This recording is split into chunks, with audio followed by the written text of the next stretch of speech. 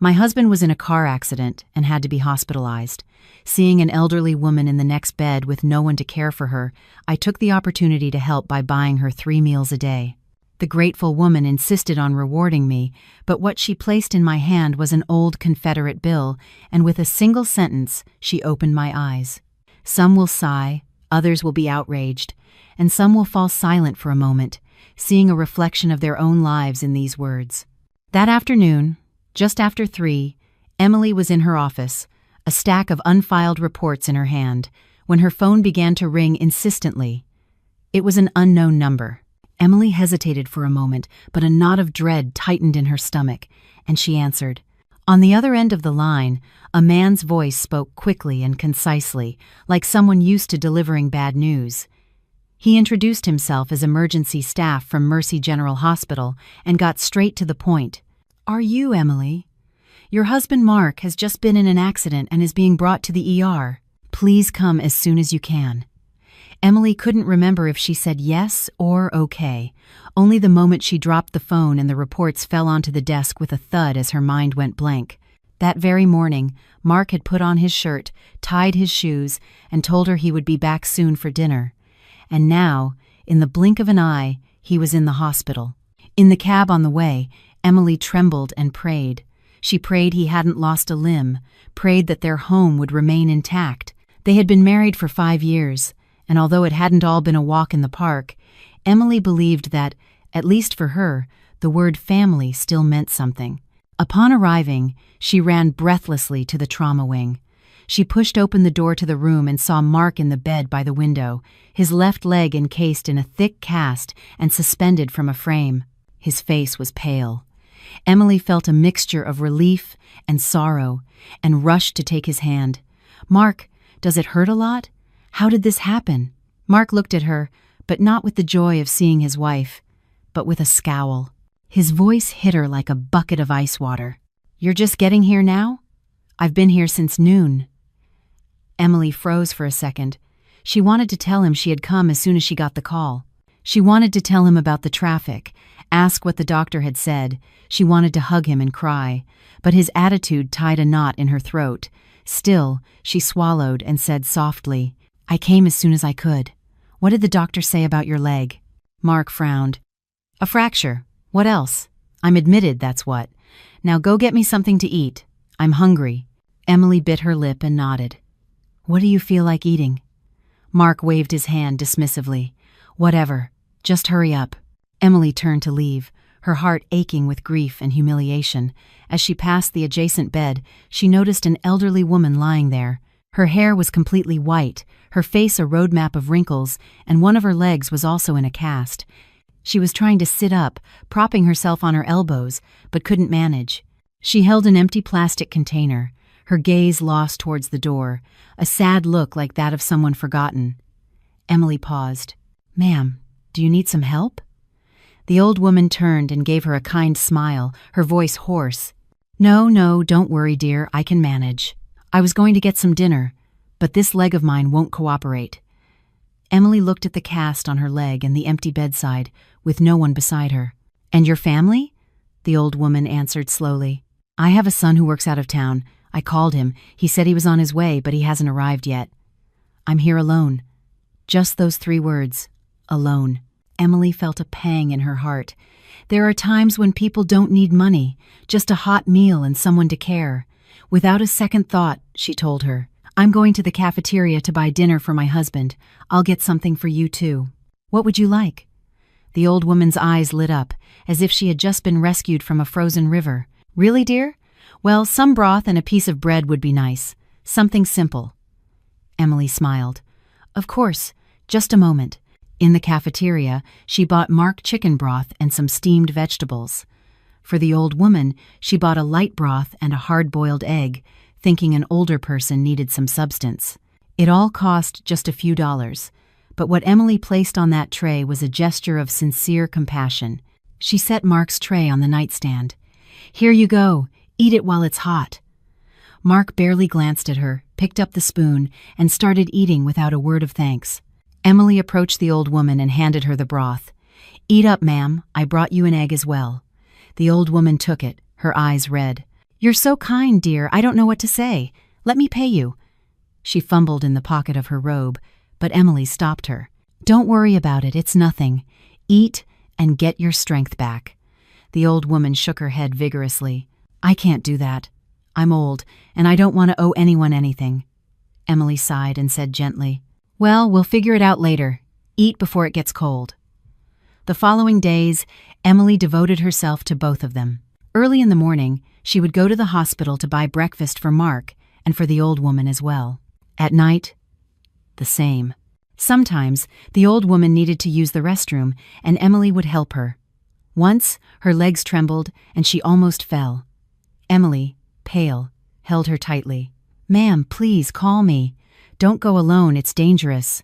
The old woman, her voice breaking, told her, "You're better than my own daughter." Meanwhile, Mark grew colder and colder, so cold that when Emily returned from helping the old woman, he would look at her like a stranger. One day, Emily bought him his old favorite dish, but he complained, "Always the same thing. I'm sick of it. Go take care of whoever you want. Just leave me alone." That sentence was like a thin blade slicing through her soul. Emily was not without her own fatigue, but she kept thinking that perhaps he was irritable from the pain. Maybe he was scared. Maybe he was frustrated being stuck in bed. She consoled herself with the word maybe, but you lean on a wall to keep from falling. On the 5th day, the old woman's son arrived. His name was David, a thin man with a face worn from travel. As soon as he saw his mother, he knelt and took her hands. "Mom, I'm so sorry I'm late." The old woman cried, and then called Emily over. "Thanks to this young lady, I've survived these past few days." David turned to Emily, overwhelmed. "Miss, really, I won't forget this. Let me give you some money to cover the meals." Emily waved her hand. "No, please, it's not important," David insisted, but the old woman pulled a carefully folded cloth handkerchief from under her pillow and pressed it into Emily's hand. "Take this, so I can have peace of mind. If you don't accept it, I'll feel bad."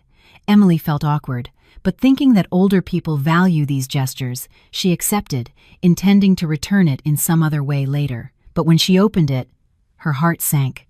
Inside the handkerchief, there was no money, not a $5 bill, not a 10, but an old, yellowed Confederate bill with large print. Emily was stunned.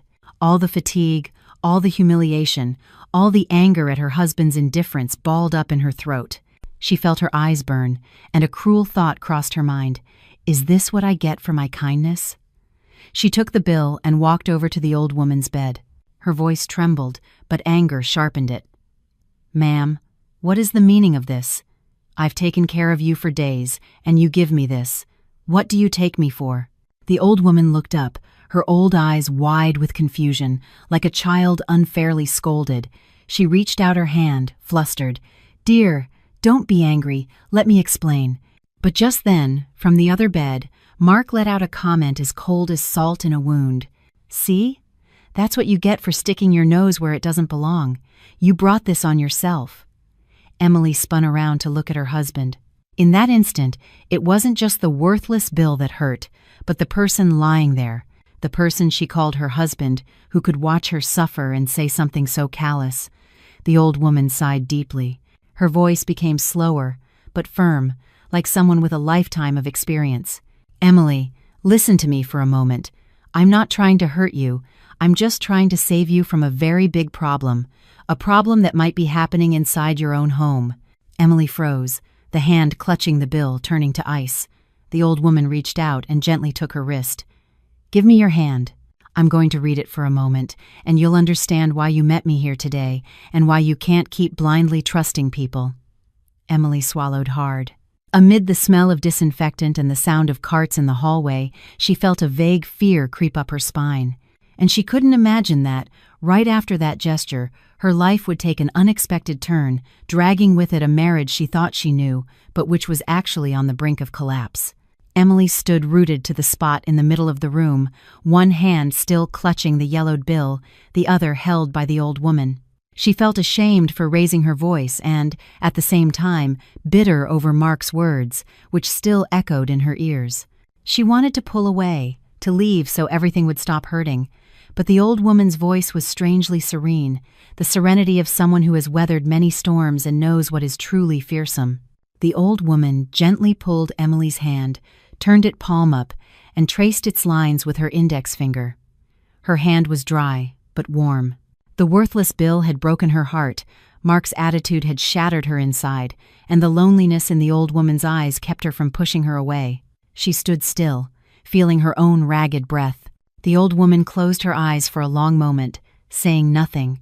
The only sounds in the room were the whirring of the ceiling fan, the rattle of a medicine cart in the hallway, and Mark swiping his finger across his phone screen, as if what was happening to Emily had nothing to do with him. It was precisely that indifference that sent a chill up Emily's spine, from her feet to her neck. The old woman opened her eyes and looked directly at her. Her gaze wasn't meant to frighten, but to show compassion. She said slowly, "Emily, you are not seriously ill. You are just exhausted. But what is truly exhausting you isn't running back and forth buying food. What is consuming you is inside your own home." Emily flinched and blurted out, "What do you mean?" The old woman didn't answer right away. She glanced at Mark, then lowered her voice and pulled Emily a little closer to her bed so only she could hear. "Don't mind what I call this piece of paper. I'm an old countrywoman. I have my ways." End quote. "I didn't give you this to curse you. I wanted you to remember one thing. Some things look like money, but are just paper, and some words sound like love, but are just lies. Do you understand?" Emily swallowed. That sentence seemed to describe Mark perfectly. She turned to look at her husband and saw him engrossed in his phone, his back slightly hunched, his broad shoulders looking tired from someone who had suffered an accident. But why, in that tired appearance, did Emily perceive a coldness radiating from him like a shadow, one that didn't belong to the man she had once fallen in love with? She turned back and whispered, "Ma'am, I was rude, I'm sorry, but what did you mean by saving me from a big problem? I don't understand." The old woman sighed, as if sighing for a lifetime of resigned women. She gently pointed to Emily's chest. "Have you noticed that these past few days, it's been easier for you to care for a stranger than for someone in your own house?" Emily was speechless. It was so true. With the old woman, a hot meal and a kind gesture were enough to soothe her heart. With Mark, even if she did 10 things right, he would always find fault with one. She didn't know what to say, just lowered her head. The old woman continued, her voice even lower. "I'm not asking how you live. I'm asking who you live with. The man lying there, before he broke his leg, had been broken for you on the inside for a long time. You think he's irritable because of the accident, that he's cold for that reason. But try to remember, in recent months, has he looked at you the way he used to? Has he shared a meal with you and asked if you were tired? Has he sat down to listen to your stories from the office?" Each sentence was a stab to Emily's heart. The images flooded back like a movie. Mark coming home late, his phone always in his hand. If she asked, he'd snap. "Don't you have anything better to do?" He'd turn his back to her in bed. Once, Emily cooked the beef stew he used to love. He took 2 bites and left it, saying it was bland, when before he always said it tasted like home.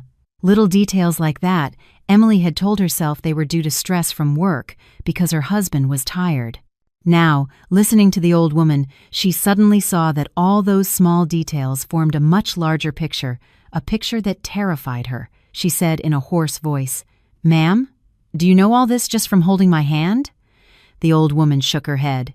"I looked at your hand to know you're not sick, so you wouldn't blame yourself for everything. What's happening in your house I've seen with my own eyes. I'm old, and sometimes I read people better than I read palms." At this point, the old woman raised her head and called out softly, "Mark!" Mark flinched slightly but only glanced at her as if annoyed. "What do you want, ma'am?" The old woman wasn't harsh. She just asked a very simple question.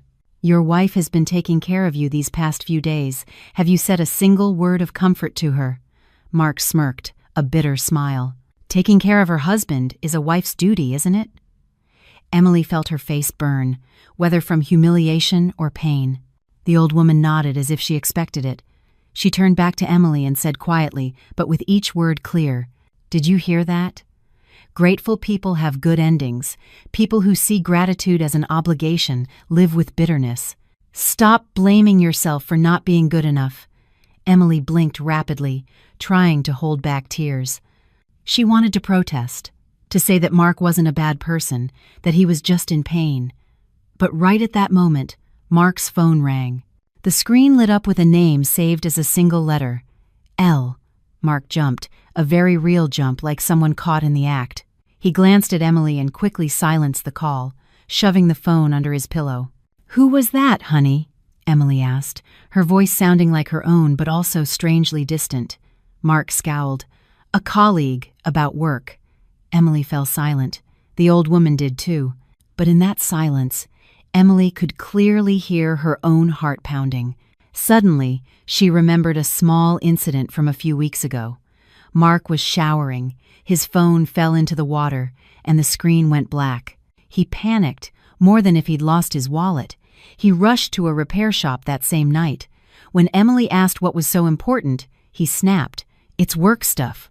What kind of work requires such panic? What kind of work gets hidden under a pillow? The old woman gently tugged on Emily's hand. "Don't ask any more questions. If you ask now, you'll just get another harsh reply. If you want to save your marriage, you have to wake up. And to wake up, you need proof. Do you understand what I'm saying?" Emily felt a chill run down her spine. "Ma'am, you sound like you know he—" Emily couldn't bring herself to say the word infidelity, afraid it would become real. The old woman looked at her, her voice growing more serious. "I don't accuse anyone without proof, but I'll give you some advice. From now on, don't be blind in your own house. You see him as your husband, but you also have to see yourself. You have a right to know the truth. You have a right to protect your life." The word "right" made Emily tremble.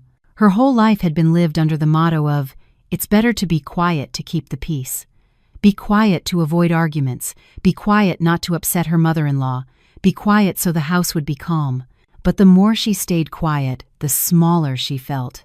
Until she found herself facing that yellowed bill and understood that sometimes being quiet is suffocating yourself. She asked, her voice lower, like someone walking through fog, "But what should I do now, ma'am?" The old woman moved closer and said slowly and firmly, "Don't make a scene in the hospital.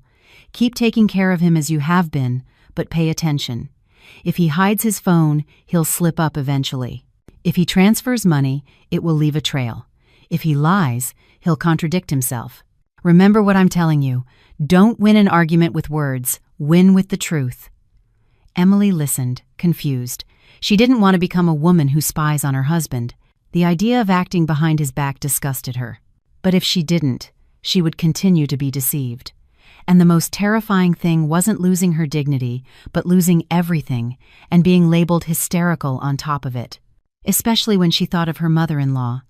Emily's mother-in-law was named Susan, a woman who had always considered her husband's family the center of the universe. If their marriage ever broke down, Susan would certainly not take her side.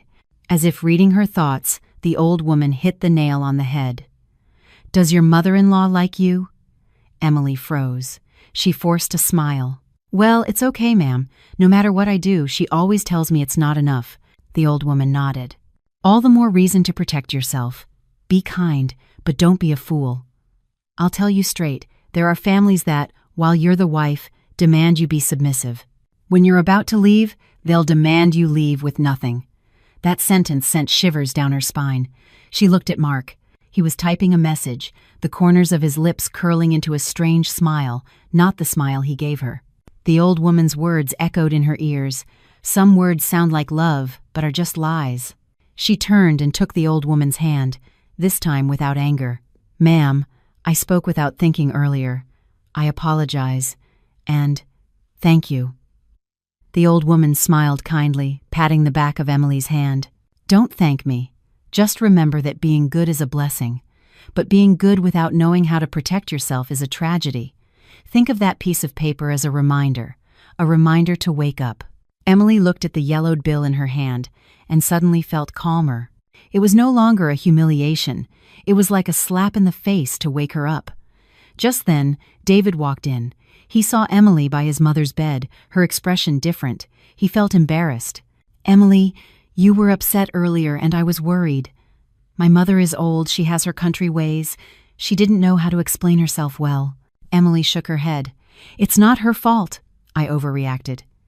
David glanced at Mark and then at Emily, as if he wanted to say something but held back. "In the end," he just said quietly, "if you need anything, let me know. I owe you one." Emily nodded, but inside she felt an immense bitterness. A stranger spoke to her of gratitude, while her own husband considered it an obligation. That night, Emily stayed at the hospital. Mark fell asleep quickly but kept his phone clutched in his hand, as if guarding it.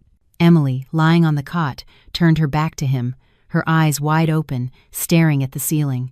The old woman's words replayed in her head. "Win with the truth." She didn't want to believe it, but she didn't dare to remain blind either.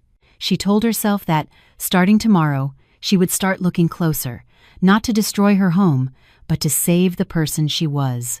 If Mark still loved her, she would find a way to win him back. If his heart had already changed, she wouldn't let them throw her out on the street with nothing.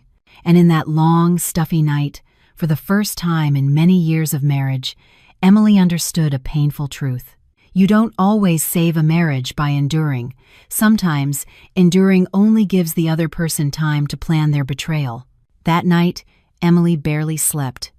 The folding cot against the wall creaked with every move, while Mark, his back to her, maintained that painfully familiar posture. Before, whenever she coughed or shifted, he would turn to ask if she was okay. Now, a cold void lay between them, though they were barely an arm's length apart. Emily stared at the hospital's dull white ceiling, the old woman's words echoing in her mind. "Don't argue with words, win with the truth." She felt as if someone had handed her a small flashlight in the middle of the night. The light wasn't enough to see the whole path, but at least it showed her where she was standing. Early in the morning, Emily got up before anyone else. Mark was still asleep, his phone by the pillow, screen down. As she washed her face in the hallway restroom, she caught her reflection in the mirror and was startled. In just a few days, her eyes had become sunken, her cheekbones sharper. She remembered her mother's words. "The saddest thing for a woman is to wither because of someone else." At the time, she had laughed, thinking her mother was being dramatic. Now she realized she wasn't wrong. She bought breakfast as usual, a light broth for Mark, and a broth with an egg for the old woman. When she entered, Mark had just woken up. He glanced at the tray without interest and picked up his phone again.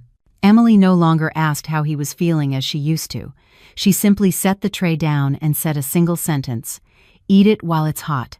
Her voice was so calm, it surprised even herself. Mark looked up, frowning. "Is something wrong with you today?" Emily shook her head. "No, just tired." Mark let out a small huff and said no more. He went back to his screen. Emily noticed he was typing very quickly, his fingers gliding nimbly, and a fleeting smile touched his lips. That smile was not for the wife in front of him. The old woman looked at Emily with a mix of pity and concern. When Mark turned away, she asked in a low voice, "Did you listen to my advice?" Emily nodded slightly. "Yes, I'm learning to see." The old woman didn't ask for more, just sighed. She ate her broth slowly, spoonful by spoonful, as if chewing on time. It was only when her son David came to visit that she called Emily over. "Emily, dear, go home this afternoon and get some things. Being at the hospital all day is exhausting." Emily understood she was giving her space to think. She agreed, though her heart was in turmoil. Going home meant facing her mother-in-law. Just the thought of it made her chest feel heavy. Around 10 o'clock, Susan, her mother-in-law, appeared. She wore a dark floral blouse, her hair in a high bun. Her voice boomed in the room as soon as she entered. "My goodness, how is it that at this hour you're only giving him broth? What kind of daughter-in-law are you?" Before Emily could answer, Mark intervened. "I've already eaten, Mom. Emily brought it for me." Susan shot Emily a glare, saying nothing more, but that look was enough to make Emily feel insignificant. She sat on the bed, stroking Mark's leg, her tone softening completely. "Son, why didn't you call me sooner? I should have been the one to take care of you. What does a young daughter-in-law like her know?" Emily felt her ears burn, but she remembered the old woman's words and held back. Before, she would have tried to explain, to make excuses. Now, she remained silent. Her silence seemed to annoy Susan even more. She turned to Emily. "And what are you doing just standing there? Don't you see the house is being neglected? With your husband in the hospital, you still have time to worry about strangers." Emily knew she was referring to the old woman. She answered quietly, maintaining her respect. "The lady is in the same room. She has no one to care for her. I'm just helping her a little." Susan let out a bitter laugh. "In this day and age, nobody helps for nothing. Be careful they don't take advantage of you." That sentence stung Emily. Who was taking advantage and who was grateful, she knew better than anyone, but she said nothing, just lowered her head. Susan turned her attention back to Mark, asking him all sorts of questions. Mark answered with little interest, his eyes glued to his phone. Seeing this, Susan got angry. "What are you doing with that phone all day in the hospital? Give it to me. I'll keep it for you." Mark flinched and said hurriedly, "No, Mom. I have some things to sort out." Susan stared at him, then looked at Emily, a look that seemed to ask, "What kind of things does he need to hide?" Emily stood there, her heart pounding. Part of her wanted Susan to discover something, so she wouldn't feel so alone in this, but another part was afraid of everything exploding in a way she couldn't control. Susan stayed until noon and then left, not without giving Emily a long list of instructions. When she was gone, the room fell silent again. The old woman looked at Emily and shook her head.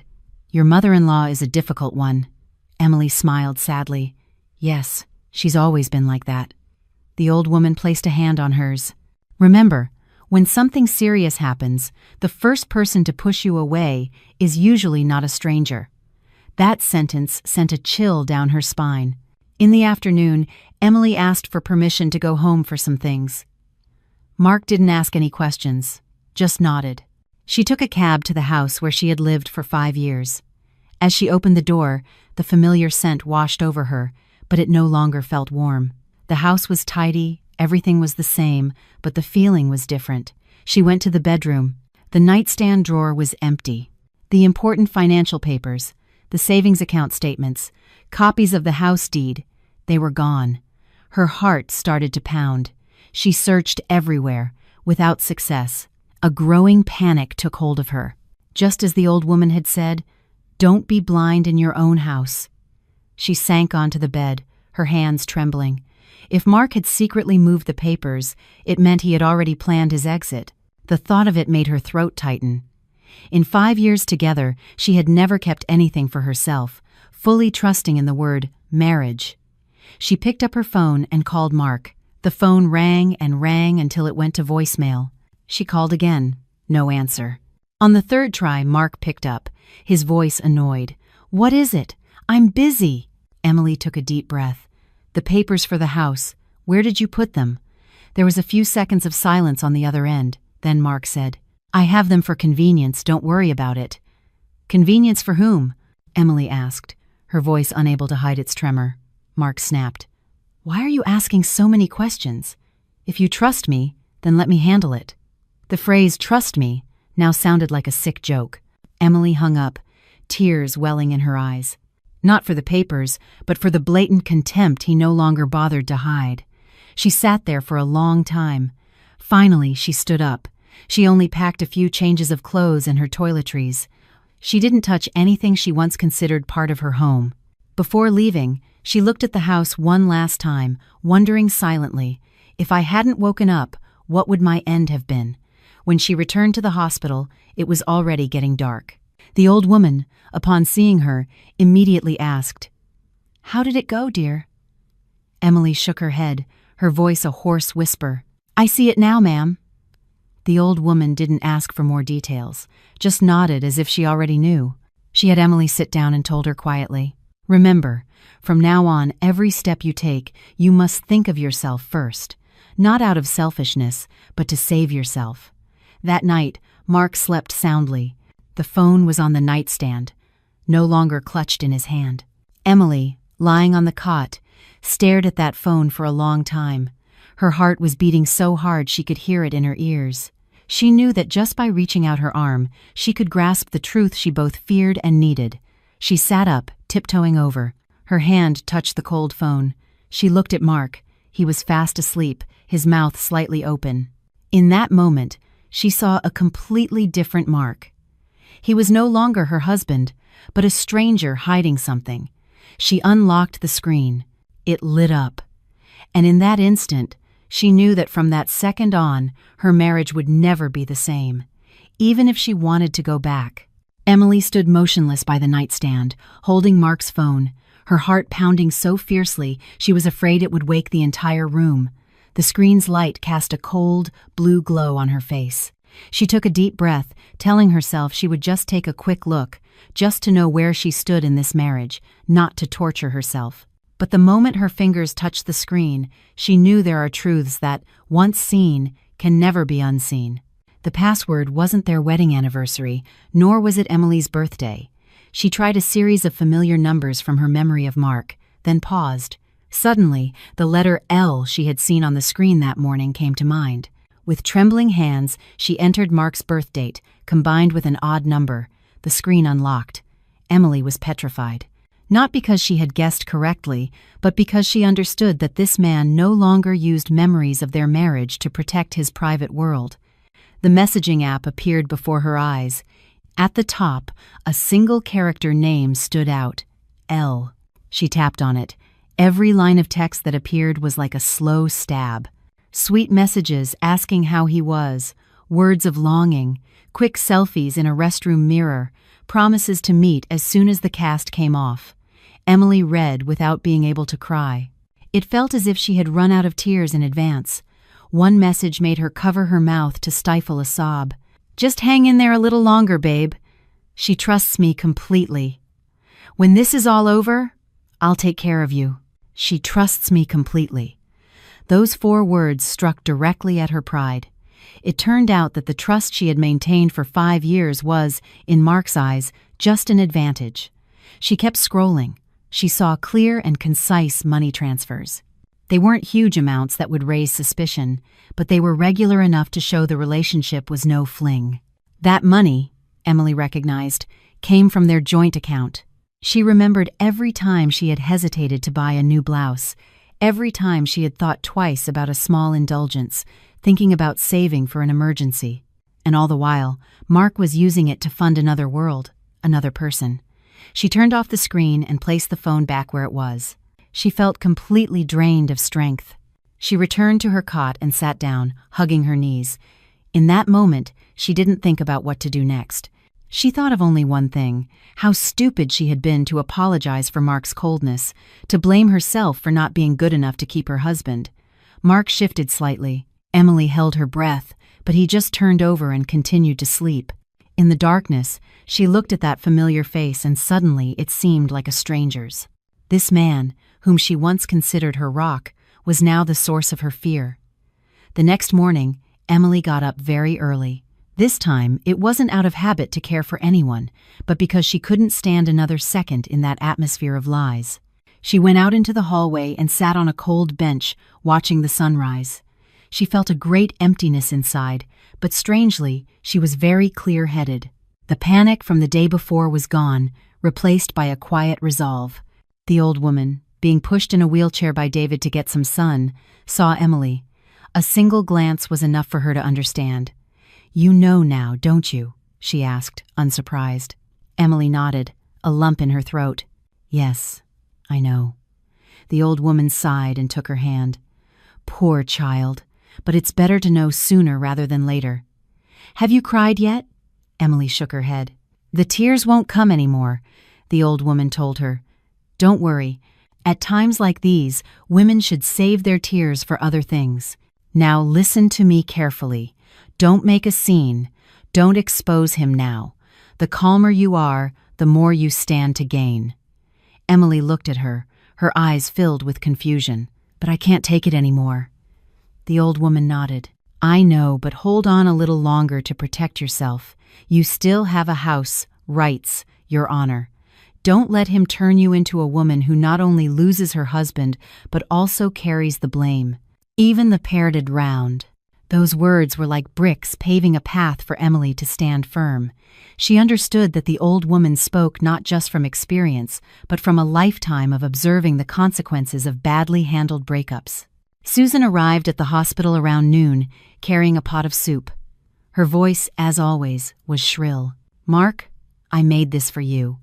Young daughters-in-law know nothing about food that gives you strength." Emily stood up and greeted Susan politely. Susan looked her up and down and huffed. "Are you back from the house already?" "The house can't be left in a mess like this," Emily replied calmly. "Yes, I went to get some things." Susan stared at her. "What things do you need to get so many of? Are you planning on moving out?" The question startled Mark. He turned to Emily, a flash of alarm in his eyes. Emily maintained an even tone. "Just my personal things, Mom. It's uncomfortable being in the hospital without them."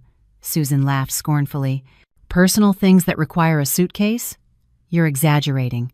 Emily didn't argue. At that moment, any verbal dispute seemed pointless. She just registered every reaction, every glance. The old woman was right. The first person to push her away wasn't the other woman, but her own family. That afternoon, David got permission to take his mother to rest early. Before leaving, the old woman called Emily over and whispered, "Remember my words. Save everything you've seen. Don't believe in empty promises. When you need me, I'll help you." Emily took her hand, this time tightly. "Thank you, ma'am. Without you, I don't know what I would have done." The old woman smiled kindly. "You helped me with a few meals. I'm giving you back a path. It's the circle of life."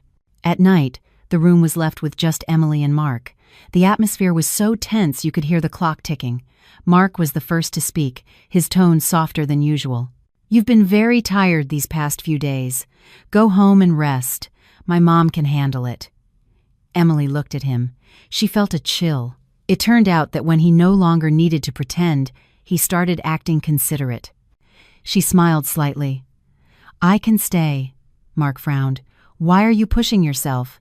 I already told you I'm fine." Emily fell silent. She understood he wanted her away so he could plan freely. The more she thought about it, the more she realized she had to stay clear-headed. That night, Mark received a call. He went into the hallway to talk, lowering his voice, but unable to hide an intimate tone. Emily, lying on the cot, heard his footsteps fade away. Before, she would have gone out to ask. Not anymore. She opened her own phone and started noting down everything she knew, everything she had seen. Not for revenge, but to save herself. When Mark returned, Emily was already on her side, pretending to be asleep. Mark stood looking at her for a moment. Emily felt his gaze, but didn't move. In that instant, she knew there was nothing left to say between them. She closed her eyes, but didn't sleep. In her mind, the images of the old woman, the yellowed bill, the messages, her mother-in-law's cold stares all replayed. Everything fit together into a picture, as clear as it was cruel. But it was that clarity that gave her a new strength. She was no longer the woman who only knew how to endure. She told herself that starting tomorrow, she would begin preparing for a confrontation, not from anger, but from lucidity. Whatever the outcome, she would not be left empty-handed and silent. Outside the window, the sky had grown completely dark. The hospital lights cast a yellowish glow on the courtyard, identical to the color of the bill the old woman had given her. Suddenly, she understood. Some things seem like bad luck, but they are actually a warning at just the right time. The next morning, Emily woke up in a strange state. She no longer felt the panic or rage that had squeezed her chest in the preceding days. In her mind, there was only one clear thought. I know the truth, and from now on, every step must be the right one. She looked at Mark. He was still sleeping, his face peaceful, as if he had never caused a storm. Emily realized that some people betray without needing to seem evil. They just have to be cold enough to turn their backs. She quietly gathered her things and went to wash her face. Looking in the mirror, she no longer saw the frightened woman from the day before, but a woman reminding herself not to be weak. When Mark woke up, he saw that Emily had packed her things and asked, "Are you going home today?" Emily nodded. "Yes, I'm going to make some food to bring you and stop by the office to sort something out." Mark mumbled an okay without asking more, without trying to stop her. That attitude confirmed Emily's suspicions. He wanted her out of his sight. She smiled to herself but kept her expression serene. Before leaving, she stopped by the old woman's room. She had been moved to another one for more tests. Seeing Emily, the old woman immediately took her hand. "Be careful, dear. And remember my words. Emily bowed her head. "Yes, I remember. Thank you so much, ma'am." The old woman looked at her for a long moment and then said slowly, "Don't blame yourself for having trusted. Trusting your husband is not a mistake. The mistake was him betraying you. Keep your heart clean and let the truth handle the things of life." Emily left the hospital and took a cab home. On the way, she called her mother. Hearing her mother's voice on the other end, a lump formed in her throat. "Mom, I've been so tired these days." Her mother didn't ask many questions, only said, "Come home for a few days, dear." When a woman is tired, she needs a place to lean on. Tears almost escaped Emily's eyes, but she held them back. "Yes, I'll get organized." Arriving at the house, she opened the door and a sense of emptiness washed over her. The house was the same, but she knew it was no longer a safe place. She started checking drawers and closets. All that was left were unimportant papers and old bills. A few faded wedding photos. She picked one up, looked at the two smiling faces, and wondered if Mark had ever imagined this day back then. She put the photo back down. She didn't tear it or take it with her. Some things don't need to be destroyed, just placed in their proper spot in the past. She took out a notebook and started writing. Dates, amounts of money Mark had transferred, the times his attitude had changed, the interventions of her mother-in-law, Susan. As she wrote it down, she felt less confused. They were no longer vague feelings, but pieces of a clear puzzle. At noon, Susan called. Her tone was not exactly friendly. "Are you home yet? Remember to clean up. Make it look like a woman lives there. It's always so messy." Emily took a deep breath and replied, "Yes, Mom, I know." Susan was silent for a few seconds and then continued. "Mark says you've been very irritable lately, and that it's tiring him out. A woman must know how to yield to keep her husband. Don't make a mountain out of a molehill." Emily clenched the phone. Before, she would have apologized. Today, she just said, "Yes, I've heard." She hung up and sat thoughtfully. Her mother-in-law was still the same, always believing her son and considering her daughter-in-law's endurance an obligation. Suddenly, she understood that if everything came to light, Susan would not be on her side. That no longer hurt her, it woke her up. In the afternoon, she stopped by the office to request a few days off. Her boss asked what was wrong. Emily just said she had a family matter. Leaving the building, she felt like she was stepping onto a new path, uncertain but necessary. She returned to the hospital in the evening. Mark was watching TV. Seeing Emily, he was a little surprised. "Why are you back so soon?" Emily set her bag on the floor. "I'm done." Mark looked at the bag curiously. "Did you bring a lot of things?" "Yes, some things I need," she replied curtly. Dinner passed in silence. Mark ate. Emily sat beside him, but there were no more questions or fussing like before. Mark seemed annoyed but said nothing. The silence between them was like a thick pane of glass. They could see each other, but they couldn't touch. Later, Susan returned to the hospital. She brought a bag of fruit, but her gaze was inquisitive. "Daughter-in-law, you've been very strange these days. Are you hiding something from me?" Emily looked up and met Susan's gaze directly. For the first time, she didn't look away. "It's nothing, Mom. I'm just tired," Susan huffed. "Tired or not, you have to take care of your husband. When a woman marries, she must know how to sacrifice." Emily nodded, but thought to herself that sacrifice did not mean closing her eyes. Susan stayed for a while and then left. Mark walked her to the door and whispered something. Emily didn't hear it, nor did she want to.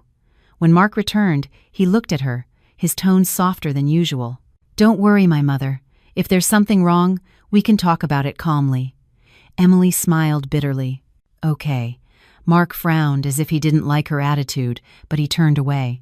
That night, Emily didn't sleep. She opened her phone and reviewed the photos and notes she had saved. She felt a deep sadness, but there was no longer despair.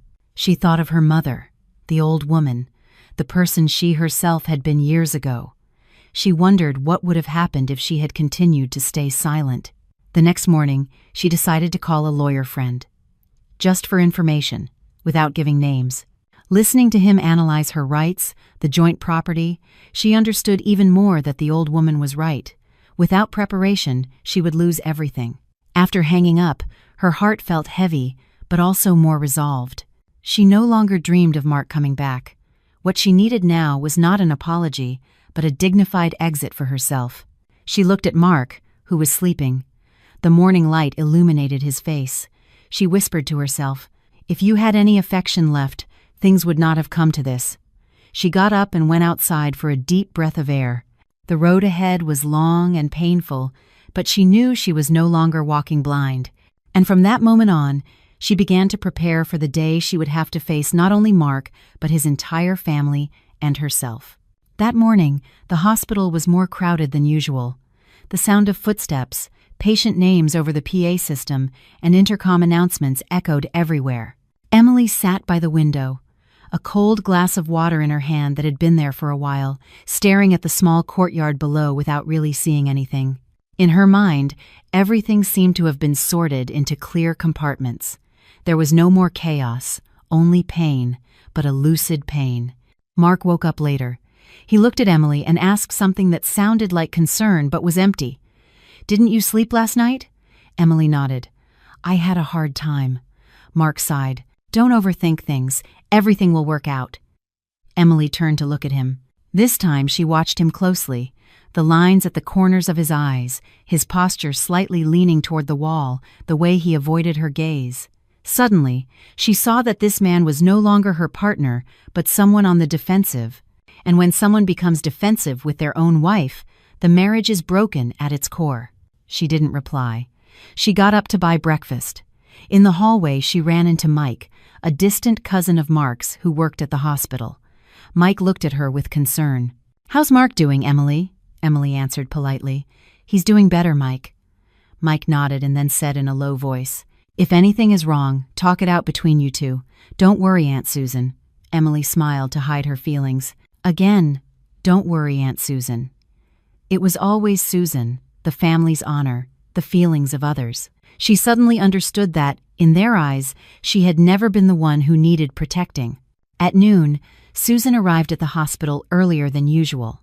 As soon as she entered, she asked, "Emily, you didn't buy Mark soup today?" Emily replied, "The doctor said this morning he should eat light, Mom." Susan glanced at her, her voice hardening. "You always have an excuse. But remember one thing, if a wife doesn't take good care of her husband, other women will do it for her." That sentence was like a needle driven straight into Emily's heart, but she no longer flinched. She looked at Susan with a strange calm. "Yes, I understand." Susan was a little taken aback by this attitude. Perhaps she wasn't used to an Emily who didn't react, who didn't justify herself. Mark, in bed, looked at them both with an uncomfortable expression. In the afternoon, the doctor told Mark he could be discharged in a few days but would need rest and limited movement. Hearing this, Susan turned to Emily. "So, home soon. Daughter-in-law, get everything ready, clean and cook properly. If Mark comes home to a messy house, I won't be at peace." Emily nodded. "Okay." But in her mind, a clear thought had just emerged.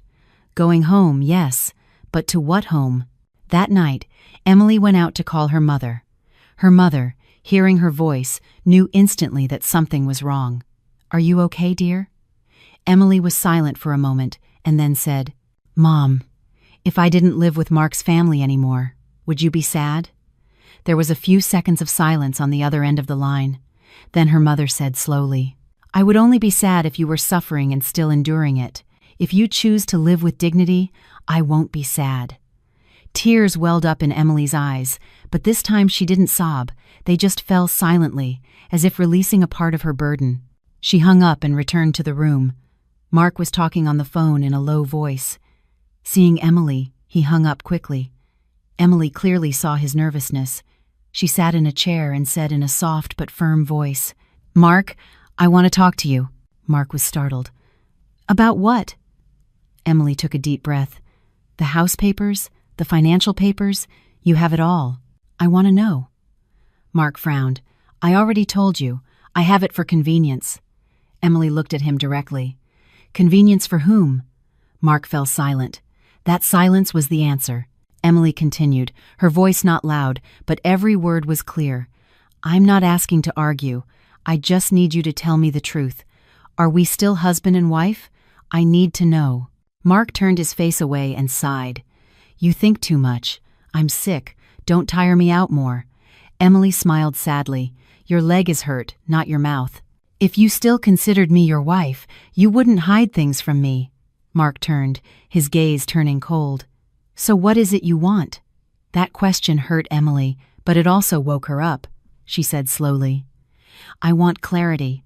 If not now, then soon. Mark didn't answer. He turned to the wall, ending the conversation as always, with evasion. That night, Emily packed her things more neatly, not to leave immediately, but to mentally prepare for a calculated exit. She remembered the old woman's words. Don't make a scene, but don't be blind either. The next morning, David stopped by to visit. He looked at Emily, hesitant. Are you okay? Emily smiled slightly. Yes, I'm okay. David sighed. If anything happens, think of yourself first. Don't let them look down on you. Emily nodded. She knew David understood more than he was saying. At noon, the old woman was transferred to rehabilitation. Before leaving, she held Emily's hand tightly. Remember my words. When you need me, call. Emily bowed her head. Yes, I remember. Watching the old woman's figure disappear down the hall, Emily felt a void in her heart, but also more resolve. The old woman had come into her life by chance, but it was enough to wake her from a long dream. That afternoon, Emily called her lawyer friend and made an appointment. She didn't tell him all the details, just asked what she needed to know. Every answer from her friend was like a hammer striking the truth. If she didn't prepare, she would be the one to lose out. When she returned to the room, Mark was asleep. She watched him for a while. She no longer felt love, nor resentment, just a deep, silent sadness. She understood that some marriages don't end with a big fight, but with a prolonged silence until one of them no longer wants to talk. She turned and left. The hallway was long and brightly lit. She walked slowly, but each step was firm. Though the future was full of difficulties, she knew she was no longer the woman who only knew how to wait. The real confrontation had not yet come, but Emily was ready, not to hold on, but to preserve the dignified life she deserved. On the morning of the 7th day, the hospital was quieter than usual. Sunlight streamed through the hallway windows, painting long stripes of light on the cold floor. Emily woke up very early, not from a nurse's call, but because her heart could no longer rest. Life's most important decisions are not usually made in the midst of noise, but in quiet mornings like this. Mark was still asleep, his face turned to the side, his breathing even. Emily watched him for a long time, not to rekindle old feelings, but to wonder how long she had walked beside him, feeling completely alone. Suddenly, she understood that what exhausts a person isn't betrayal, but being taken for granted. Silently, she went out to buy 2 sandwiches and 2 cartons of milk. When she returned, Susan was already in the room, arranging Mark's sheets with a gesture that was both familiar and controlling. Seeing Emily, she said immediately, "Where have you been so early? Your husband is lying here, and you're not by his side." Emily placed the food on the table, her voice calm. "I went to buy breakfast for Mark." Susan huffed. "Buying is fine, but a wife should know when to be by her husband's side. Sick men are very vulnerable." That sentence, in another time, would have hurt Emily, made her feel guilty. Now she just felt tired. She replied, "Okay." Mark woke up and, sensing the tension, said, "Mom, sit down and rest. I'll eat anything." Susan turned to her son, her tone softening completely. "Eat, son. Let me feed you." Emily stepped aside, neither intervening nor retreating. She realized that in this room she was like a guest who had overstayed her welcome. But unlike before, she no longer felt sorry for herself. She just saw things clearly. After breakfast, Susan took Emily into the hallway. She spoke bluntly. "Emily, I'm telling you seriously. With Mark being so sick, don't make a scene. A family is meant to be protected, not to see who wins." Emily looked at her mother-in-law, for the first time not avoiding her gaze. "I also believe a family should be protected. But how do you protect it without losing myself?" Susan frowned. "What do you mean?" Emily spoke quietly, but firmly. "I don't want to argue. I just want to live with clarity. I won't fight for what isn't mine, but I can't pretend I don't see what is." Susan was silent for a few seconds and then said, My dear, a woman is defined by her ability to endure. If you give in a little, the house will be at peace. Emily shook her head, very slightly. I've been giving in for 5 years, Mom. The sentence, though not loud or harsh, left Susan speechless. She looked at Emily as if for the first time she saw that her daughter-in-law was no longer someone who only knew how to say yes. That afternoon, the doctor allowed Mark to take a few small steps. Emily helped him.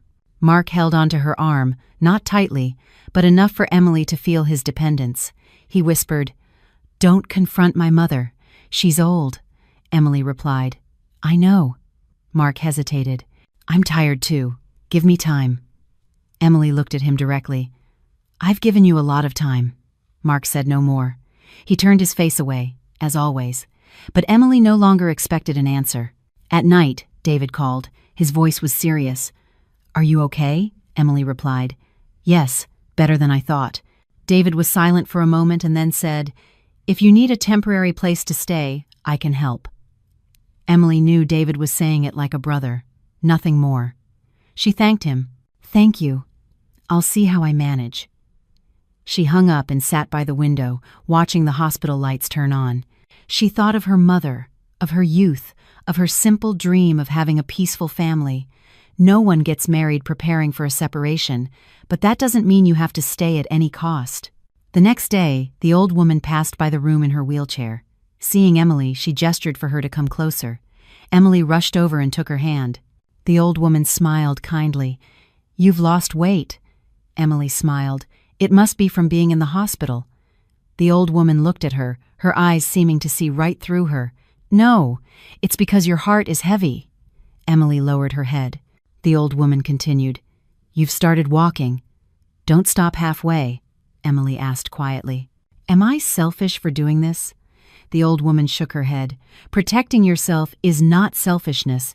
It's simply stopping yourself from getting hurt." That afternoon, Emily met with her lawyer. The conversation wasn't long, but it was enough for her to understand that what she was doing was necessary. When she returned to the hospital, she felt she had crossed to another shore. Not happy, not sad, just firm. Mark saw the folder Emily was carrying and asked, "Where are you coming from?" Emily replied, "From my lawyer's office." Mark froze. "Are you that serious?" Emily looked at him without reproach. "I'm only serious about my own life." Mark was silent for a long time. For the first time, he didn't avoid her gaze, but in his eyes, Emily was no longer searching for anything. Susan found out that night. She called Emily and said in a low voice, "Do you really intend to go all the way?" Emily replied, "Yes, I intend to do what's right." Susan sighed, this time without harshness. "I didn't expect you to be so determined," Emily said slowly. "There are decisions that, if you don't make them now, you regret later." Susan turned away without another word. Emily knew her mother-in-law didn't accept it, but at least she understood that she was no longer an easy person to bend.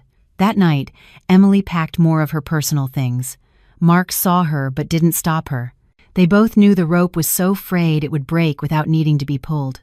Lying on the cot, staring at the ceiling, Emily's heart no longer wavered, as it had in the first few days. She knew more difficulties awaited her, but at least she was no longer deceiving herself. A marriage was about to end, but another life was beginning. Not loudly or dramatically, but like a path Emily was ready to walk on her own 2 feet. That morning, Emily no longer woke with the heaviness of the past few days, but not with relief either. It was an in-between state, like someone who has just crossed a rope bridge, aware of reaching the other side but with legs still trembling. She sat up and folded the cot's blanket with slow, careful movements, as if a sudden gesture could break everything. Mark was already awake, propped up against the headboard, watching her with an unreadable expression.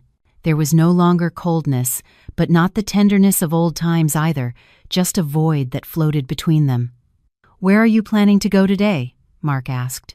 Emily paused for a moment and replied, "I'm going back to the house to get more of my things." Mark fell silent. A moment later, he said, "Are you planning to move out completely?" Emily turned to look at him. "I'm just taking what's mine." The answer was clear enough. Mark didn't ask any more questions. He turned to look out the window, where the morning sun lit up the white sill. Perhaps for the first time, he realized that Emily was no longer under his control. Susan arrived at the hospital later than usual. Upon entering, she noticed the strange atmosphere. She looked at the suitcase by the chair and then at Emily. "Are you leaving again?" Emily nodded respectfully. "Yes," Susan sighed, her tone less aggressive but still laden with pressure. "Think about it carefully. A woman who abandons her husband's home. People will talk. Can you handle that?" Emily replied slowly. "I can handle that if it means I don't have to handle this situation every day." Susan froze. Mark turned, intending to say something, but held back. Emily didn't argue or analyze who was right. She simply stated her truth, and that made it difficult for others to refute. Before leaving, she stopped by the old woman's room. She was sitting up, running her fingers over a wooden rosary. Seeing Emily, she smiled kindly. "Are you leaving, dear?" Emily nodded. "Yes, I'm going home to do some things." The old woman took her hand. "Go, but remember you are leaving to live, not to run away." Emily bowed her head. "Yes, I remember." On her way home, she took the bus. The city was crowded in the morning, but her mind was strangely calm. She looked at the people around her. Everyone had their own stories, their own worries. She suddenly understood that she wasn't special, that her pain wasn't unique, but what mattered was whether she chose to face it or continue to suffer in silence. Arriving at the house and opening the door, the familiar smell of the kitchen hit her. She had placed so many hopes in that house. She went into the bedroom. The bed, the closet, the dresser. Everything was the same, only she was different. She opened the closet and began sorting clothes, clearly separating what was hers from what would stay. There were dresses she had worn on nights waiting for Mark to come home late, a dress she bought in their first year of marriage and never got to wear. She picked it up and put it back. Not out of sorrow, but because she no longer felt the need to take it with her. While she was sorting, the phone rang. It was her mother. "Are you home yet?" Emily replied. "Yes, I'm packing my things." Her mother was silent for a few seconds and then said, "Come stay at my place for a while." That sentence brought a lump to her throat. "Mom, you don't blame me?" Her mother sighed. "I would only blame you if you didn't dare to live with dignity." Tears streamed down Emily's cheeks, but this time they were tears of gratitude.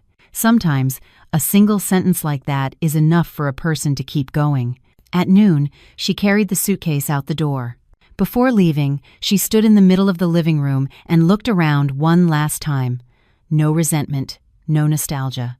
Simply closing a chapter of her life. When she returned to the hospital to pick up the last of her papers, Susan was sitting next to Mark. Seeing Emily with the suitcase, Susan jumped up. "You're really leaving?" Emily nodded. "Yes." Mark spoke quietly. "Where are you planning to go?" Emily replied. "To my mother's house." Susan shook her head. "You're putting pressure on Mark." Emily looked at her directly. "No, I'm just stopping the pressure on myself." The atmosphere in the room grew heavy. Susan wanted to say more but held back. Perhaps she realized that any advice at this point was useless. Emily signed the last papers and went to the old woman's room to say goodbye. The old woman saw the suitcase and smiled slightly. "So you're really going?" Emily took her hand. "Yes, thank you for everything," the old woman said slowly. "Some people only cross your path for a moment, but they are enough to change your life. Remember, don't go back to a place that has hurt you just because you're afraid of being alone." Emily nodded. She would carry those words with her for a long time. As she left the hospital, she didn't look back, not out of anger, but because there was nothing left to tie her there. She knew Mark would be discharged, that Susan would find a way to manage. Their lives would go on, just without her. That evening, she arrived at her mother's house. Her mother opened the door and hugged her tightly, asking no questions, only saying, "You're here now. Get some rest." Lying in her old bed, listening to the steady hum of the fan, the familiar space soothed her. Though she didn't know what the future held, at least that night she would sleep feeling safe. At the hospital, Mark looked at the empty chair beside his bed. For the first time, he felt that the room was bigger, but also colder. He picked up the phone, intending to call Emily, but put it back down. He suddenly understood that some people, once they leave, don't come back with a simple phone call. Susan, sitting beside her son, sighed. She didn't say it, but inside, she was also starting to worry. Not for Emily, but for Mark, for her own family. And Emily, in her small room with her mother, closed her eyes. A chapter of her life had ended. She didn't know how to write the next one, but she was sure of one thing. This time, she would be holding the pen. The first night at her mother's house, Emily slept deeply, without nightmares, without waking up with a start. In the morning, light filtered through the old window, illuminating a wall faded by time. The smell of hot oatmeal from the kitchen reached her, an aroma so familiar it made her lie still for a few seconds. It had been a long time since she had woken up with that feeling. No rush, no suspicion, no need to guess who she might upset that day. Her mother placed a bowl on the table and looked at her. "Eat and rest. There will be time for everything else later." Emily nodded. She picked up the spoon, but a lump formed in her throat before she could take a bite. Her mother saw it but didn't ask, just sat down beside her. A moment later, she said very quietly, "Some marriages don't break because you did something wrong, but because the other person is no longer walking in the same direction." Emily lowered her head. That sentence was like untying a knot that had been tight inside her for a long time. At noon, David stopped by to visit. He brought some fruit, set it on the table, and spoke casually. "I came to see if you were doing okay." Emily smiled. "Yes, I'm okay now." David observed her more closely and said, "Okay, as in, you've made a decision." Emily didn't deny it. "Yes." David sighed. "I'm not going to advise you to go back, but there are some legal matters I think you should sort out soon." Emily nodded. "I'm on it," David continued, his voice steady. "Mark is not an easy person when it comes to his own interests. Be careful." Emily understood. In reality, since she left the hospital, she had no more illusions. Mark's silence wasn't remorse, it was calculation. That afternoon, Emily's phone rang. It was Susan. She stared at the screen for a long time before answering. "Yes, hello." Susan's voice was heavy. "You've really left?" Emily replied. "Yes." Susan was silent for a moment and then said, "Mark is very sad. He doesn't say anything, just stays quiet." Emily felt a slight pang but remained calm. "I hope he gets better soon." Susan lowered her voice. "Could you come visit him? After all, you're husband and wife." Emily closed her eyes and opened them again. "Mom, I need some time." Susan said no more, just sighed. The call ended in a tense silence. Emily put the phone down. Her hand was trembling slightly, but not her heart. That night, Mark called. She saw his name on the screen and, this time, answered more quickly. "You called?" Mark's voice was hoarse. "You're gone. The house is so empty." Emily replied, "I know." Mark was silent for a few seconds. "Come back. We can talk about it." Emily shook her head, though she knew he couldn't see her. "I'm not coming back now." Mark's voice began to rise. "Are you really going to leave me?" Emily replied slowly. "I'm not leaving you. I'm just stopping my endurance." Mark laughed bitterly. "Do you think I'll be scared if you leave?" Emily sighed. "I'm not leaving to scare anyone. I'm leaving so I can continue to be myself." Mark fell silent and then said, "If you don't come back, I'll file." Emily replied calmly, "Do what you think is right." The call ended. Emily sat for a long time, staring at the wall. Her heart no longer ached as it had before. She only felt an emptiness that wasn't as terrifying as being trapped in pain. A few days later, a summons from the court arrived. Mark had filed first. Emily took the paper, her hand steady. Her mother saw her and asked, "Are you okay?" Emily replied, "Yes, I was prepared." She called her lawyer to make an appointment. Everything happened faster than she expected. Once things come to light, there is little room for evasion. Meanwhile, at the hospital, Mark was discharged. Susan took him home. Emily's absence in the house bothered Susan. She would clean and complain at the same time. "Everything is a mess. Without a woman, this house is chaos." Mark, sitting on the sofa, didn't reply. He would pick up his phone, turn it on and off. Inside, a nameless feeling began to grow, a mixture of anger and unease. A few days later, Susan went to Emily's mother's house. She rang the doorbell. Emily's mother opened it and was surprised to see her. "Come in." Susan entered, her tone less aggressive than before. "I've come to talk." Emily came out of her room and bowed her head. "Hello, Mom." Susan looked at Emily, her expression complex. "Do you really want to see this through to the end?" Emily replied. "Yes, I have no other choice." Susan sighed. "Mark made a mistake, but he's a man. If you do this, you'll be the one who loses out." "It is, friend." Emily's mother intervened, her voice calm but firm. "My daughter doesn't lose by protecting herself." Susan turned, a bit taken aback. Emily looked at her mother, feeling a warmth inside. She said, "I don't want to make things difficult for anyone, but I also can't go back as if nothing happened." Susan was silent for a long time and finally said, "If that's the case, I just hope everything is resolved peacefully." Emily nodded. "That is my wish too." End quote. After that visit, Susan didn't call as often. Mark would send messages from time to time, sometimes with reproaches, sometimes with sweetness. Emily didn't reply at length, just maintained the necessary distance. The court date approached. The night before, Emily sat alone on the porch. The night air was cool, the sky moonless.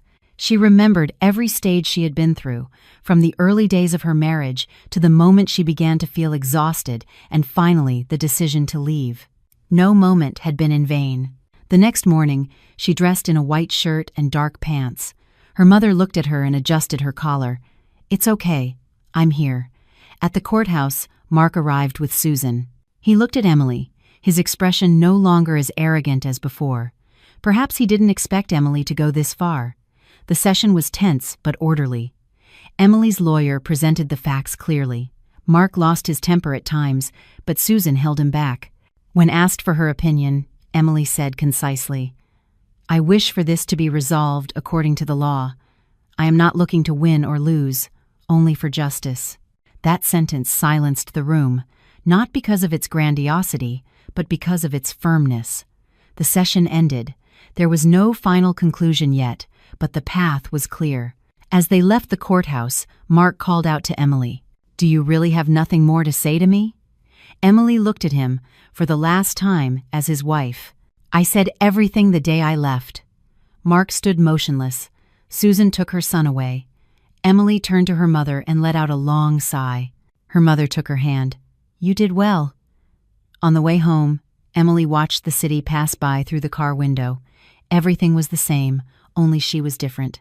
She was no longer the woman who was afraid of losing, but the woman who knew what she deserved. The battle was not over, but she was no longer in a position of weakness. Because when a person dares to leave, they have already conquered their greatest fear. The days of waiting after the first court session passed more slowly than Emily had imagined, not out of impatience, but because for the first time in years, she had too much space to think. In the mornings, she helped her mother cook and sweep the yard. In the afternoons, she would read or walk around the neighborhood. This simple life made her realize that peace is not a luxury, just that she had never given herself permission to live this way before. Her mother watched her daughter change every day. She no longer had that look of exhausted effort, nor that cautious gaze. One evening, while they were having tea, her mother said slowly, "You've changed." Emily smiled. "Yes, I've noticed too," her mother asked. "Do you have any regrets?" Emily thought for a moment and replied, "I'm sad sometimes, but I don't regret it." Her mother nodded. She knew the decision had not been easy, but it was necessary. Meanwhile, Mark was beginning to feel the consequences of the emptiness. The house no longer had the sound of Emily's footsteps in the morning, nor a hot dinner waiting for him when he came home late. Susan tried to fill her place, but the more she did, the more frustrated she became. She wasn't used to taking care of everything.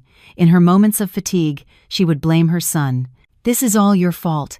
You had a good wife, and you didn't know how to appreciate her."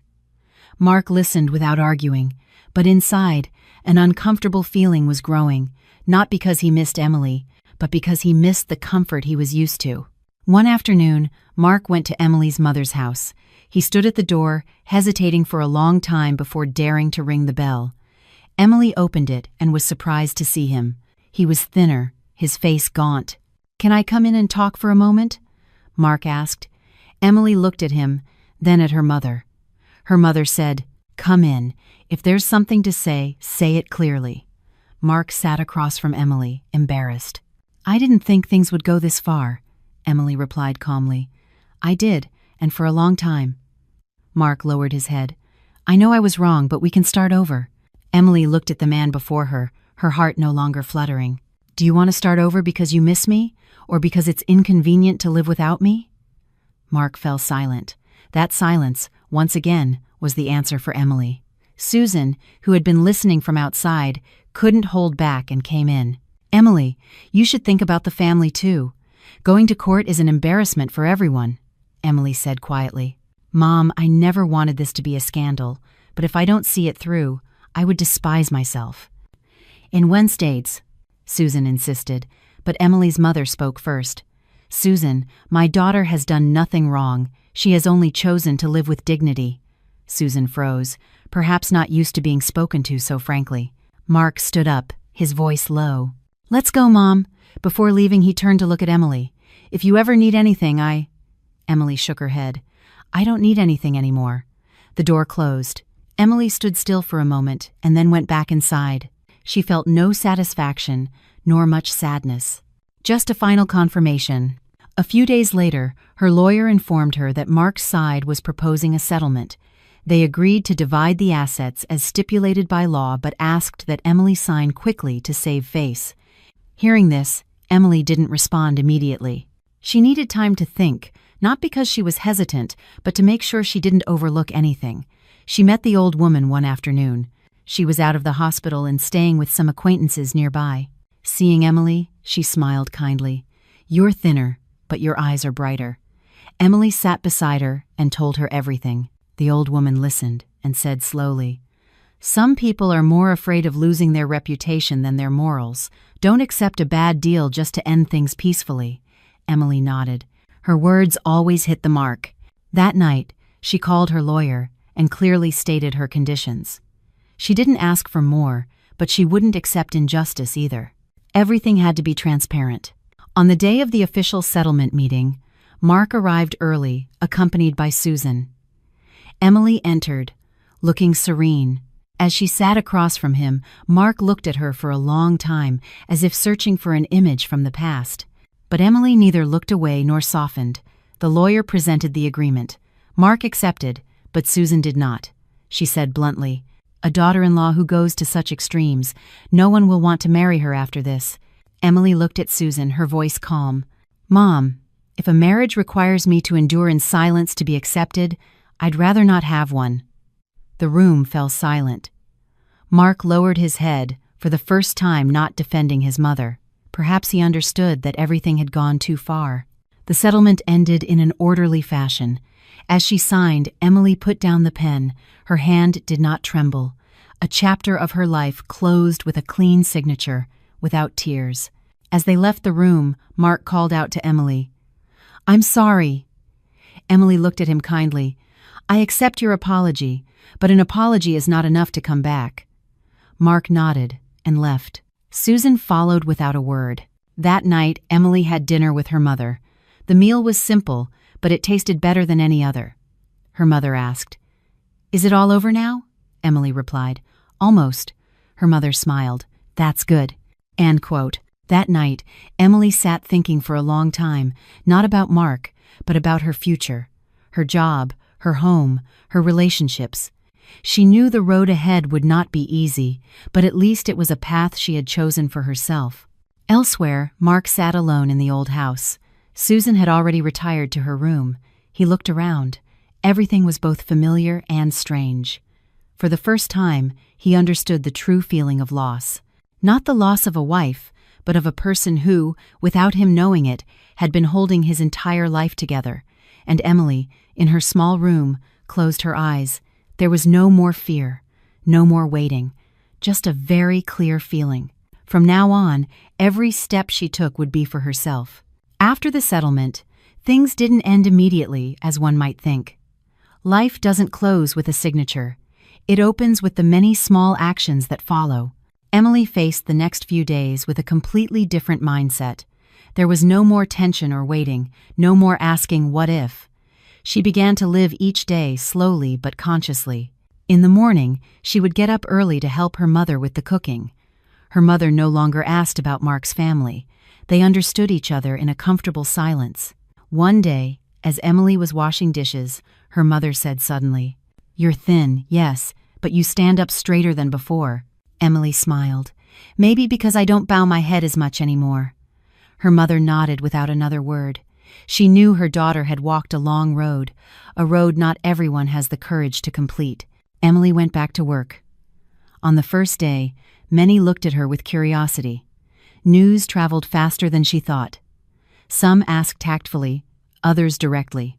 Emily didn't avoid the topic, but she didn't give details either. She only said one thing: "I've decided to start over." A simple but sufficient sentence. Those who understood, understood. And for those who didn't, she felt no need to explain. At noon, David invited her to lunch. They sat at a familiar restaurant. David looked at her for a while and said, "You've changed a lot," Emily replied. "I've just realized that I was living too exhaustedly before," David said slowly. "Not everyone is clear-headed enough to stop in time." Emily looked at her glass of water, her voice serious. "If I hadn't stopped, I would have lost myself." David said no more. He knew there are lessons that only the protagonists truly understand.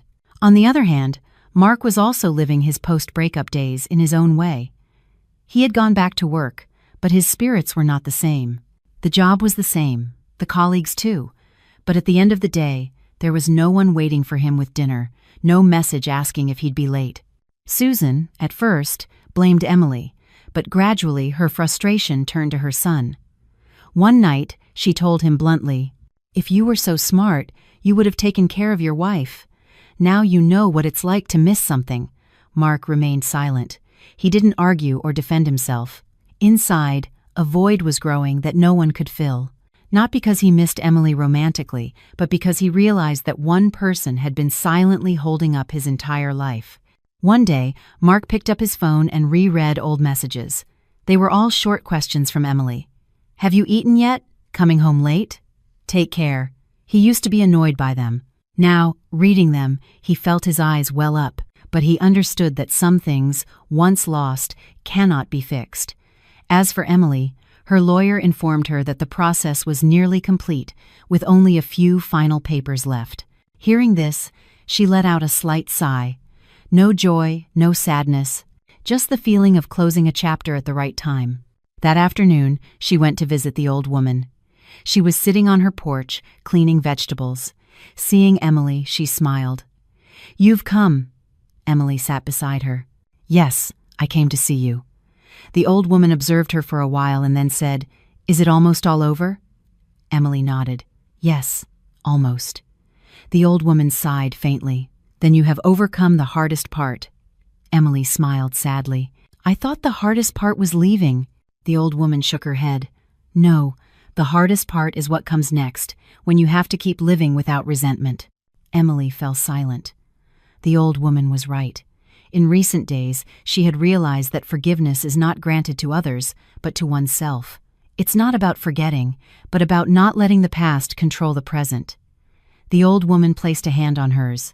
"Don't be afraid of being alone. Only those who fear loneliness stay in places that hurt them." Emily nodded. She had heard those words several times, but each time she understood them more deeply. A few days later, Susan called Emily unexpectedly. Her voice was no longer so harsh. "Emily, this weekend I wanted to ask you a favor." Emily was silent for a few seconds and then replied, "Yes, Mom," Susan said slowly. "It's Mark. He's not doing well. I don't know how to talk to him. Could you see him? Talk some sense into him?" Emily felt her heart clench, not out of weakness, but because she realized a truth. Only when everything is broken do people begin to feel lost. She replied gently, "Mom, I am no longer the person who can speak for him." Susan sighed. "I know, but I just hope he doesn't go down the wrong path," Emily said very clearly. "I wish Mark well, but I cannot return to my old role." The call ended. Emily put down the phone, her heart calm. She understood that loving someone doesn't mean enduring suffering again. Over the weekend, Mark sent her a message. "I want to see you to talk one last time." Emily thought for a moment and agreed. They met at an old coffee shop. When they saw each other, Mark looked at her for a long time. Emily noticed he no longer had the same confidence as before. "You look different," Mark said. Emily replied, "Because I no longer live for others." Mark smiled sadly. "I didn't expect you to be so determined." Emily looked at him, her voice serene. "I gave myself too many chances to endure." Mark lowered his head. "I was wrong, but I've also lost a lot." Emily replied, "Losing is inevitable, but you lost because of your own choice." Mark fell silent. He understood that this time Emily was not speaking from anger, but from lucidity, and that left him no escape. The meeting ended quickly. No pleading, no arguments, just a polite farewell. Leaving the coffee shop, Emily felt much lighter, not because she had won, but because she had no more ties. That night, she went back home and sat with her mother to watch television. Her mother asked, "Are you sad?" Emily shook her head. "I just feel like I've done the right thing." Her mother smiled and placed a hand on her shoulder. Outside, the sky was darkening. Emily knew the road ahead was still long, but she was no longer afraid. Because she had learned to stand on her own, without needing anyone to hold her up or give her permission, life after a breakup is not a sad ending, it's a new chapter, and Emily this time was entering the new chapter with her own awakened consciousness. The rainy season began with persistent drizzles. Every morning, Emily would wake to the sound of rain tapping on the roof, a sound not jarring, but enough to make one pause. Emily's life, once all the paperwork was nearly finalized, settled into a new rhythm, not exactly light, but much clearer. She moved into a small rental apartment near her office. It wasn't large, just big enough for a bed, a desk, and a small kitchen.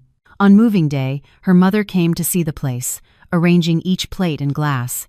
She didn't say much, only advised her to take care living alone and to come home if she needed anything. Emily nodded. She knew this apartment was not a temporary refuge, but the place where she would learn to live again from scratch. The first few days alone, she was still not used to it. At night, the silence was so deep she could hear the clock ticking. Sometimes, eating alone, she would remember the dinners before. Even if they weren't happy, at least she had someone across from her. A sense of emptiness would subtly creep in, but Emily didn't avoid it. She learned to live with it, like learning to accept a healed scar. Her work life stabilized.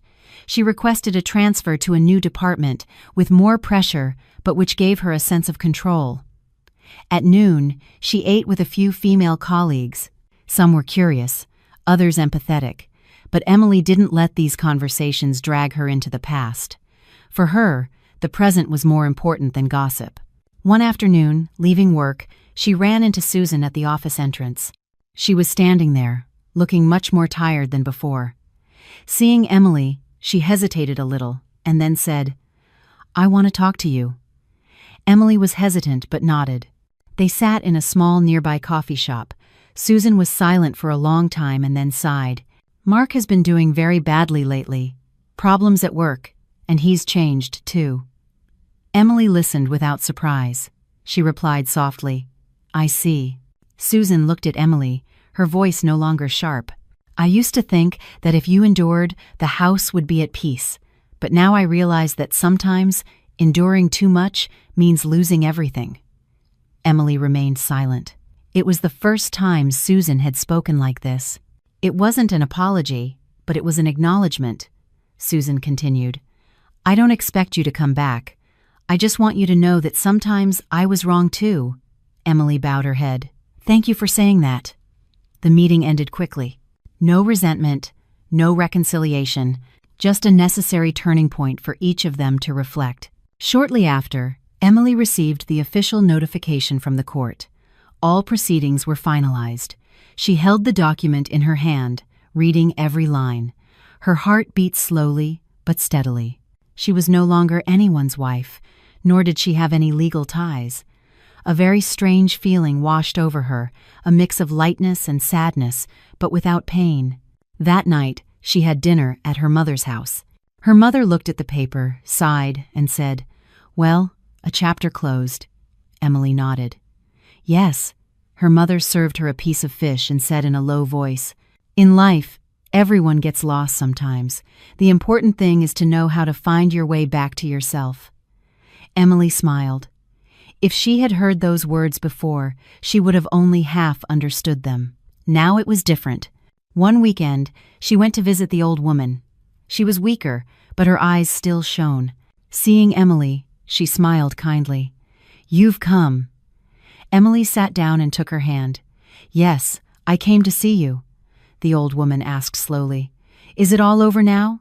Emily replied. "Yes, it's over." The old woman nodded. "Then you have managed to protect yourself." A lump formed in Emily's throat. The old woman looked at her for a long time and then said, "Do you remember?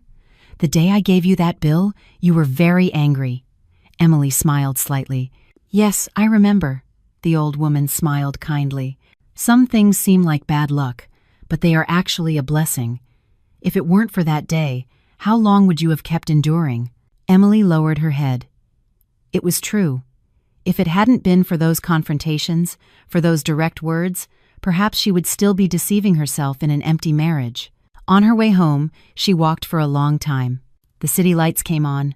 Traffic was heavy. She blended into the crowd, no longer feeling lost. She realized she didn't need to prove anything to anyone. Waking up each morning without a weight on her heart was enough. Elsewhere, Mark was also living difficult days. He had moved out on his own. His work performance worsened, and the relationships he once maintained through Emily grew cold. Sometimes, sitting alone, he would remember the image of Emily in the kitchen, the way she always had everything ready.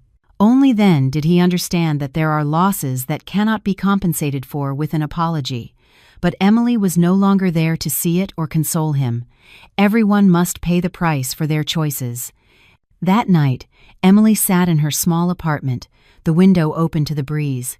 She made herself a cup of hot tea and began to read. No arguments, no sighs, just herself and a life that was slowly falling back into place. She knew that happiness doesn't come immediately after a breakup, but that it appears little by little, in quiet mornings, in tension-free meals, in the feeling of being herself. Outside, the rain had stopped. Emily smiled slightly. The hardest part of the journey was over. What lay ahead was not paradise, but it was a path bright enough to keep moving forward without looking back. On the last morning of the rainy season, Emily woke up earlier than usual. A pale sun filtered through the curtains, drawing a thin golden line on the floor. The small apartment was as quiet as ever, but Emily felt something different inside. It was no longer an effort to get used to it, nor a struggle to endure, but a serenity that had taken root. She made tea and leaned against the window. The alley below was beginning to fill with the sound of motorcycles and the voices of people heading to work. Life went on, stopping for no one.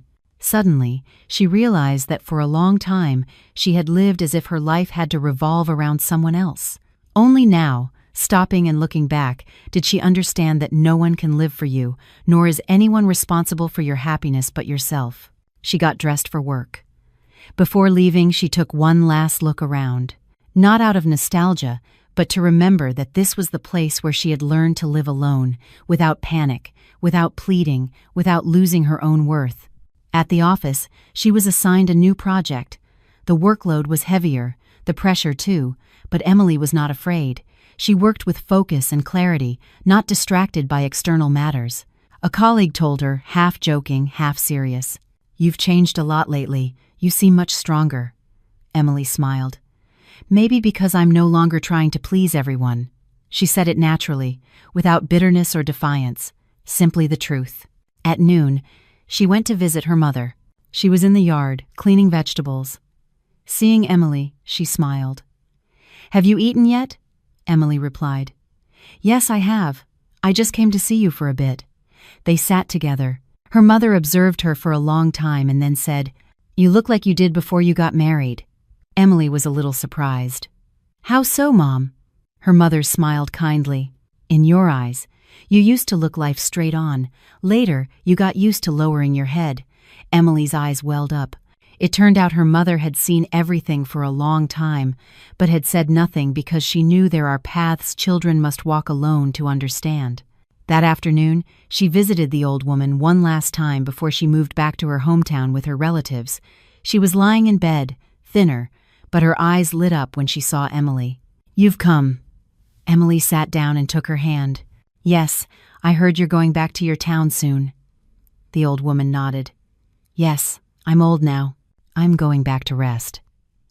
Emily was silent for a moment and then said, "I still remember the first day I saw you. If it weren't for you, I might not have woken up so soon." The old woman smiled, her voice weak but clear. "I only said what your heart already knew, but what you didn't dare to listen to at the time." Emily lowered her head. The old woman continued, "Remember this well. Not everyone who treats you badly is evil. Some people are just lessons. Once the lesson is learned, you must let go." Emily nodded. She would carry those words with her for the rest of her life. Before she left, the old woman squeezed her hand tightly. "Live with dignity, and don't let one mistake make you afraid for the rest of your life." Emily replied in a low voice, "Yes, I promise." Leaving the hospital, she stood at the entrance for a long time. That place had witnessed a great turning point in her life. From a woman who endured to the point of forgetting herself, she had learned to stand tall, even if it meant paying a price. Thinking about it, she no longer felt resentment for anyone. Not for Mark, not for Susan, not even for herself. Everything had served its purpose. Elsewhere, Mark was also packing his things to move. The old house was now too big for him alone. Susan looked at her son and sighed. "Try to live properly and don't make people suffer anymore." Mark nodded without a word. He understood that some advice comes too late, but must still be heard. In his heart, Emily had become a wound that didn't bleed, but ached. A wound that reminded him that not everything familiar can be taken for granted, and that not everyone by your side will stay forever. That night, Emily sat alone in her room and opened an old notebook. She wrote the final lines of a closed chapter. There were days when it seemed she had lost everything, but in reality, those were the days she found herself. When she finished, she closed the notebook and put it in a drawer. She no longer needed to open it again. The phone vibrated. It was a message from Mark, short and concise. "I wish you peace." Emily looked at the message for a long time and then replied, "I wish you to live with honesty too." Just that, no more, no less. Outside, the city lit up. Emily turned off the light and lay down. There were no more sighs, no more confused thoughts, just a very clear feeling. Tomorrow she would wake up, go to work, and continue living, just like anyone else. But with the difference that she would no longer trade her peace for something that didn't deserve it. Life doesn't promise to compensate those who suffer, but it always gives a chance to those who dare to awaken. And Emily, after everything, had understood something as simple as it was painful.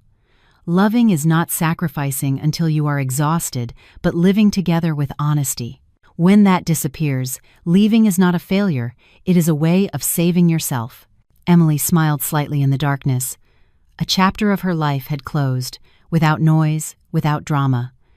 The future might still consist of ordinary days, but they would be days where she was her own master, and that was enough. If you have followed Emily to these final lines, perhaps somewhere in her story you have found a part of your own.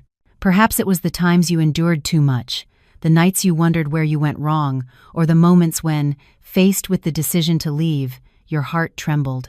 This story is not a defense of separation, but a reminder of a fundamental truth. To love does not mean to lose oneself. A family is only a peaceful refuge when there is respect, understanding, and fairness within it. When a relationship forces you to be silent to exist, to bow your head, to be accepted, stopping is not selfishness, it is saving yourself. In life, learn to listen to your intuition, to preserve your self-esteem, to prepare to be independent, both mentally and materially, so that whether you stay or leave, you are never in a position of weakness. If this story has moved you, subscribe to the channel, give it a like, and share it to spread more real, human, and insightful stories like this. Perhaps a story heard at the right time will help someone find the courage to live honestly with themselves.